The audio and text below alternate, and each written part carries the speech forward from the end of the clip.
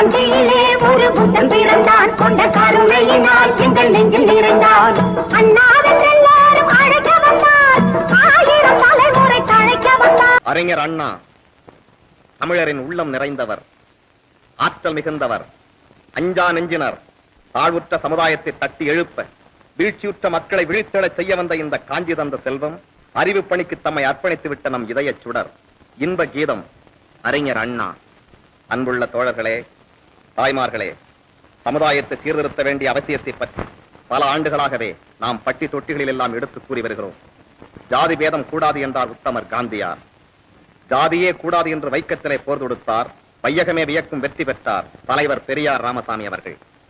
புத்தர் சென்ற வழியிலேதான், உத்தமர் காந்தியார் பட்டிலேதான் பெரியார் ராமசாமி காடு திருத்தி கல்லெடுத்து செப்பனிட்ட சீர்திருத்த பாதையிலேதான் நாமும் செல்லுகிறோம். அவர்களின் லட்சிய கனவை உண்மையாக்கவே உழைக்கிறோம். தொல்லைகள் எவ்வளவு வந்தாலும் சாதி என்ற எண்ணம் நமக்கு இருக்கக்கூடாது. இன்னல்கள் அடுக்கடுக்காய் வந்தாலும் நிலையை மாற்றுவோம். இன்ப சமுதாயம் மலரச் செய்வோம்.